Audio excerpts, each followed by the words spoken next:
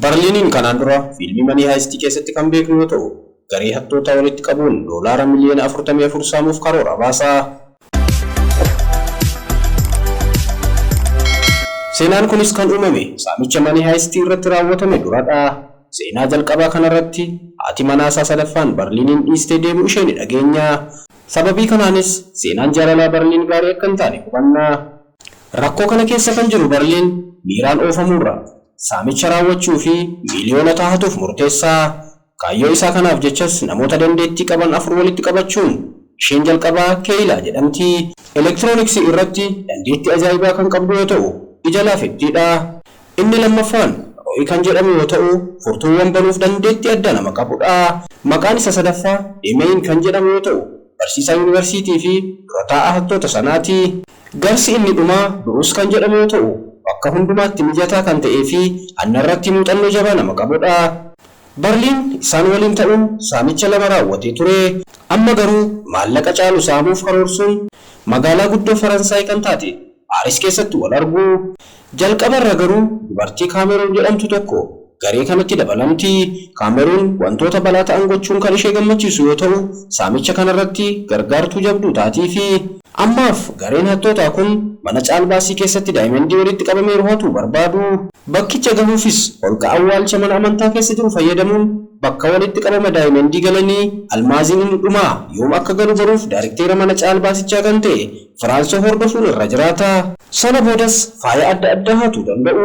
Hojjettoonni mana caalbaasii akkamitti akka hojjetan baruuf kilaasii sana keessa seekuriitii kaameraa dhoksanii kaa'u. Barliin haadha manaa daarikterichaa kan taate Kaamilaa erga argee booda bareeda isheedhaan booji'amuun hanga isa jaalatutti yaalii taasisa. Ishee argachuuf jechas karoora tokko qopheeffatee gara alaa deemuun akka bashannanan gochuun jaalalaan akka isheen mo'amtu taasisa. Karaa biraadhaan Keeyilaan miirri jaalalaa Bruus irraa ishee qabu eegalee baay'ee dhiphatti.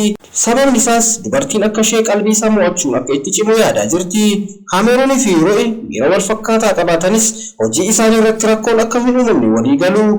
Barliin gama isaatiin Kaamilaan waliin walitti dhufeenya gaarii uummachuu danda'us karoora saamicha isaanii balaarra buusaa akka jiru ni beeka. Dhuma irrattis gareen hattootaa kun ijaarsa jabaa manicha seensisuu jigsuu danda'aniiru. Dabalataanis seekuriitii kaameraa haaggochuun suur-sagalee kompiitaroonni agarsiisan to'achuu isaaniirraa kan ka'e yeroo fedhanitti mana caalbaasii kana dhiisanii bahuu ni danda'u. Amma meeshaalee faayaa garaagaraa hanga dhufutti eeguun saamicha guddaa kana milkeessuun akka isaanirra jiraatu hubataniiru. Itti aansuun Barliinii fi Kaamelaan reestooraantii keessatti hojii maraatummaa hojjechuuf karoorsanii haala nama gaddisiisuun garuu abbaan manaa Kaamilaa dhufee isaan naasisa. Inni akka isaan shakkine gochuuf sababa ta'uun isaanirraa eegama. Abbaan manaa ishees akka homaa isaan shakkine erga godhanii booda lamaan isaaniiyyuu reestooraantii keessaa bahanii sokku. Mo'icha argatan kabajuuf jechas lamaan isaanii bakka ta'e deemuun yeroo isaanitti tolu dabarsanii carraa gadhee ta'uun dhirsi Kaamilaa bilbiluufiin jaalallee ishee wajjin kan waliif ergite iimeelota waan argateef dhimmicha dursee akka beeku isheetti hima. Kunis Barliiniin baay'ee isa gammachiisa. Sababni isaas amma Kaamilaan kan isaa qofaa akka taatu mirkaneeffachuu barbaada. Haa ta'u malee Kaamilaan dhirsa ishee waliin erga haasoftee booda isa waliin jaalala ishee akka itti fuftuuf dhirsi ishee dhiisuuf akka ta'e itti himti. Hiikkaa bultii kamillee hin raawwatanii kanarra darbees ijoollee godhachuu barbaadu. Kaamilaan dhirsa ishee dhiisuu barbaadu dhabuu ishee irra dabalee turtiin Barliin waliinii gammachuu yeroo xiqqoo akka ta'e irratti amanti. Kana malees miirri isheetti dhagahamu kan isaa caalaa kan dhirsa ishee waan caaluuf abbaa manaa ishee waliin turuu filatti. Barliin dhugumaan deebii kana hin eegne ture. Akka itti fayyadamte kan bare Barliin yaadni dhirsa Kaamilaa ajjeesuu keessa isaa dhufa. Karaa biraatiin gareen saamtotaa kun hanna isaanii raawwachuuf karoorsan sana fiixaan baasuuf jedhu. Sababni isaas Firaansoon amma meeshaalee faayaa isaan barbaadan hunda fichisiiseera. Kanaaf amma saamicha kana raawwachuu danda'u. Sana dura garuu Barliin Deeminiif bilbiluun guyyoota darban Kaamilaa waliin akka dabarse beeksisuun karoora isaanii balaarra buusaa akka jiru amanuun Barliin karoorri saamicha isaanii balaarra akka hin buune hubachiisa. Gareen hattootaa gara kutaa sanaa erga seenanii booda faaya garaagaraa fudhachuu eegalu. Sana boodaas Deemeen Barliiniin gaaffii gaafachuu waan eegaleef lamaanuu sagalee dhageessisu. Sagalee isaanii kan dhagahame daarikterichi namoota ergee kutaa sana eeggochisiisus hattootni sun ariitiidhaan socho'uun eegdichi waan adda ta'e akka hin arganneef waan hunda bakkatti deebisanii dhokatu. Akka carraa ta'e bakka isaan dhokatan otoo hin sakattamiin hafa. Sababni isaas bilbilli eegduu sanaaf waan bilbilameef ture. Itti aanee hattootni sun eenyuyyuu akka hin shakkineef meeshaalee gatii jabeessa sana hunda hatanii sokku. Dabalataanis kaameeraa mana Firaansii keessa kaahanii turan fuudhuun meeshaalee sana daayirekterichi kan hate fakkeessuuf ashaaraa qubaa kan Firaansoo meeshaa hafan irra kaa'u. Berliin kana kan godheefis daayirekterichi yakka saamichaan akka himatamuuf ture. Guyyaa itti aanu hattootni sun homtuu akka hin uumamne fakkeessuuf halkaniin sochii taasisu. Kanas kan godhan rakkoo keessa yoo galan haala salphaan ta'een furuuf yaadurraa kan ka'edha. Biruusii fi Keeylaatti eegduun tokko itti dhufus Keeylaan sodaa tokko malee shuguxii baastee namticha doorsisuun jalaa erga miliqanii booda Biruus ishee galateeffachuu eegala. Sana booda waa'ee qaama ishee tokko yeroo dubbatu yeroo gaarii isaan dabarsaa turan sana jalaa balleessa. Karaa biraadhaan Roy fi Kaameruun konkolaataa hatanii erga miliqanii miilaan deemuuf konkolaataa sanarraa bu'anii booda Kaameruun faaya hatan keessaa kan fudhatte dirata mormaa Royitti agarsiisuun guyyaa itti aanu waan deebistuuf Roy akka hin dhiphanne itti himti. Xiqqoo ture Roy nama tokko waliin haasa'uun dorgommii tokko taasisuuf walii gala. Dorgommichi garuu dorgommii salphaa hin turre. Yeroo dorgommichaa dubartootni irra keessa konkolaatichaa dhaabatu. Kaameruunis dirata mormaa sana keessee dorgommii sana irratti hirmaachuuf erga qophooftee booda Roy dorgommicha ariitii guddaadhaan eegalee Kaameruun waan jaallate fakkaata. Haala nama ajaa'ibuun jaalallee isa duraa yaadachuun aaruu jalqabe. Kaameruun konkolaaticha akka dhaabuuf waca eegaltus dorgommicha mo'achuuf konkolaachisuusaa itti fufuun dhiphina ishee erga hubatee booda konkolaataa irraa bu'a. Yeroo kana dirata mormaa sana konkolaataa keessatti dagatanii waan turaniif dorgomaan isaanii diraticha argatee fudhata. Karaa biraadhaan Berliin dhirsa ishee fi isa keessaa akka filattuuf Kaamilaa gaafatee maal murteessuun akka irra jiru kan hin beekne Kaamilaan dhiphina hamaa keessa akka galte ni argina. Poolisoonnis bakka miidhagoon kaa'aman sana argachuu waan hin dandeenyeef abbaa manaa Kaamilaa shakkanii isa qorachuun bakka inni jiraatu appaartaamaa isaa sakatta'u. Maaltu akka uumame kan hin beekne Kaamilaan ibsa nama kennuuf dhabdee koloneelotni Firaansoo gaaffii gaafachuu eegalanii ashaaraan qubasaa bakka sanatti akka argame hubanna. Dabalataanis miidhagoo muraasni qabeenya isaa keessatti argamaniiru.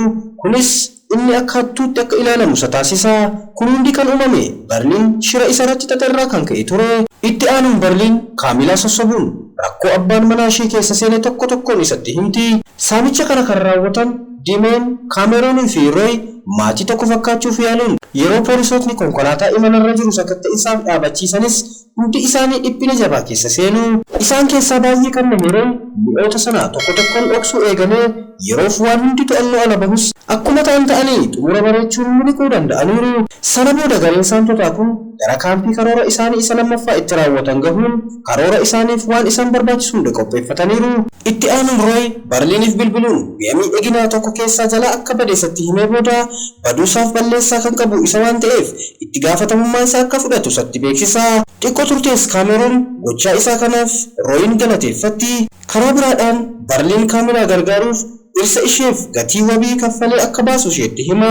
Kaamilaanis abbaa manaa ishee daawwachuuf gara mana adabaa waan deemtuuf oduu gaarii kana achumaan itti himuuf ishee waliin akka deemu gaafatti. Kun kanumaan otoo jiru qorattuun poolisii namoota Roy waliin dorgomaa turan haasofsiistee namtichi haala hattoota sanaa seeraan ibseefi booda konkolaataan ittiin dorgoman keessaa mi'a gatii guddaa baasu tokko argate akka ture isheetti hima.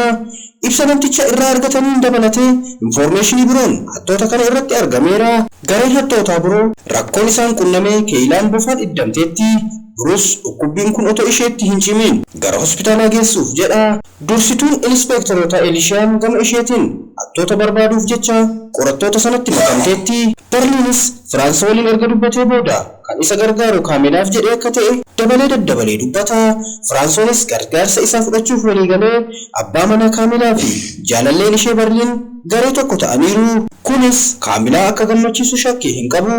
Itti fufuun gargaarsa Berliin godheefiif galateeffachaa gara manaa deemuun jaalala gadi fagoo kennitiifi. Karaa biraadhaan baay'ee kan dhiphate Biruus eegduu keellaadhaan akka isa gargaaru gaafachuun deemsa baay'ee dhiphisaa booda hospitaala gahuun Keeylaa yeroo ciibsan kiisii ishee keessaa baattuun rasaasaa tokko ni bu'a. Biruusis garsa isaa fi ofiisaa hidhaarra oolchuuf jecha poolisicha ukkaamsuun akka hidhamaatti isa qabata.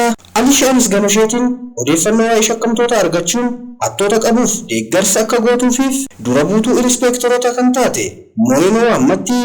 Deeminis Barliin hanga ammaa gara Madrid akka hin imallee fi Kaamilaa waliin akka jiru informaashiniin isa geenyaan qorattoota dursee isa argachuuf barbaacha qajeelee gara poolisootatti yeroo deemnu komishineerota lamaan wal arguun gatii kamiinuu hattoota sana qabachuuf humna isaanii jabeeffatu konkolaataan otoo jiru Kaamilaan erga hiriyaa ishee waliin mari'attee booda Barliinin shakkuu jalqabdi.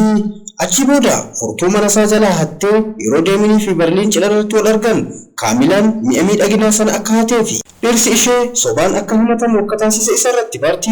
Poolisoonnis kaampii keessa jiran Rooyi fi Kaameruutti marsanis hattoonni sun karoora lammaffaa qopheeffatanii waan turaniif holqa keessa hulluuqanii deemuun konkolaataa gara Ispeen dhaqu qabatanii Aleeshiyaa fi Raafel jalaa miliquu danda'anii karaa biraadhaan Bruus dandeettii isaa fayyadamuun Keeyilaatiin hospitaala keessaa baasuu danda'eera.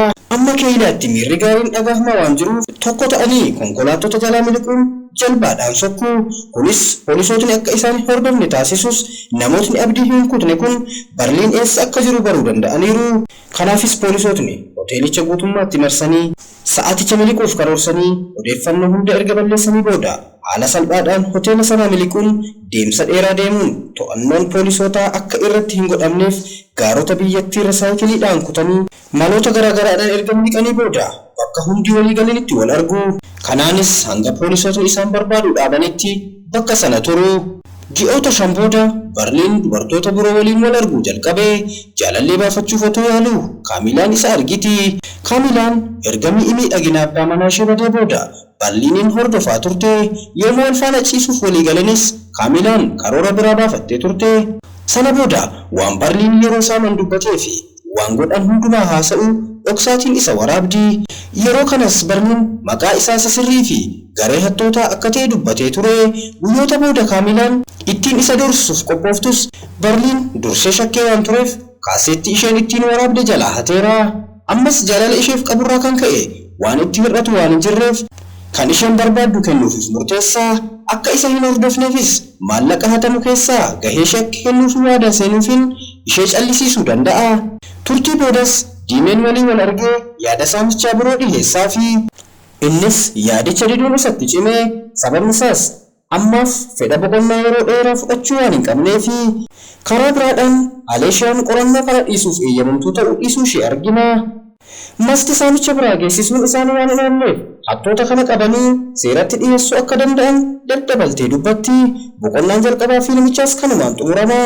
Kutaan lammaffaa fiilmichaa yeroo gadhiifamu akka isin qaqqabuuf laayikii fi sabskiraayib gochuun mallattoo bilbila sanaa cuqaasuu hin dagatinaa.